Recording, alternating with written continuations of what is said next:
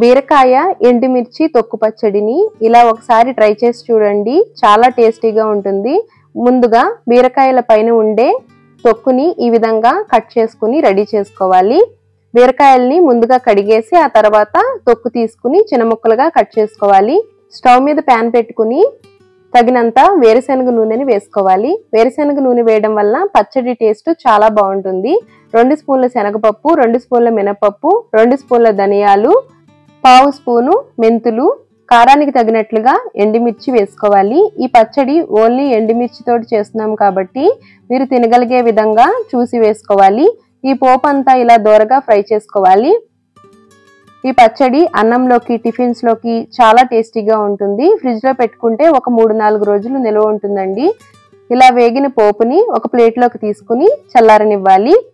ఇప్పుడు ఇదే ప్యాన్ లో కట్ చేసి పెట్టుకున్న బీరకాయ తొక్కుని వేసుకుని 1-2 నిమిషాలు పచ్చివాసన పోయే వరకు కలుపుతూ మగ్గించుకోవాలి. మరి ఎక్కువసేపు ఉడికించిన అవసరం లేదండి. పచ్చివాసన పోయి కొద్దిగా సాఫ్ట్ గా అయితే సరిపోతుంది. ఇలా సాఫ్ట్ గా అయిన తర్వాత స్టవ్ ఆఫ్ చేసుకోవాలి.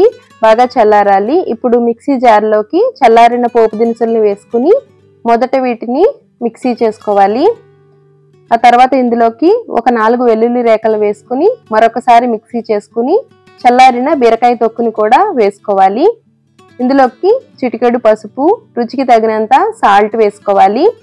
వేడి నీళ్ళల్లో నానబెట్టుకున్న చిన్న నిమ్మకాయ సైజ్ అంతా చింతపండుని చిక్కటి గుజ్జు తీసుకుని వేసుకోవాలి. ఇలా చేయడం వల్ల పచ్చడి అనేది త్వరగా పాడవకుండా ఉంటుందండి. ఇప్పుడు ఇందులోకి ఒక 2 స్పూన్ల వరకు బెల్లం పొడిని వేసుకుని మెత్తగా మిక్సీ చేసుకోవాలి. బెల్లం వేయడం వల్ల పచ్చడి టేస్ట్ అనేది చాలా బాగుంటుంది. ఇప్పుడు పోపు కోసం ప్యాన్ లోకి మరొక 2 స్పూన్లు వేరుశనగ నూనెను వేసుకుని ఆవాలు, జీలకర్ర, ఎండుమిర్చి వేసుకుని ఈ పోపు అంతా వేగుతూ ఉండగా చిటికెడు ఇంగుని వేసుకోవాలి. ఒక 2 రెమ్మల కరివేపాకు, మిక్సీ చేసి పెట్టుకున్న పచ్చడిని వేసుకుని 1 నిమిషం కలుపుకోవాలి. పచ్చడిని ఏమీ ఉడికించిన అవసరం లేదండి. 1 నిమిషం కలుపుకుంటే సరిపోతుంది. ఇంగువ ఘాటుతోటి కారం కారంగా, పుల్ల పుల్లగా చాలా టేస్టీగా ఉంటుందండి. వేడి వేడి అన్నంలోకి, టిఫిన్స్ లోకి చాలా బాగుంటుంది. ఫ్రిడ్జ్ లో పెట్టుకుంటే ఒక 3-4 రోజులు నిల్వ ఉంటుందండి. వీడియో నచ్చితే లైక్ చేయండి, షేర్ చేయండి. Thanks for watching.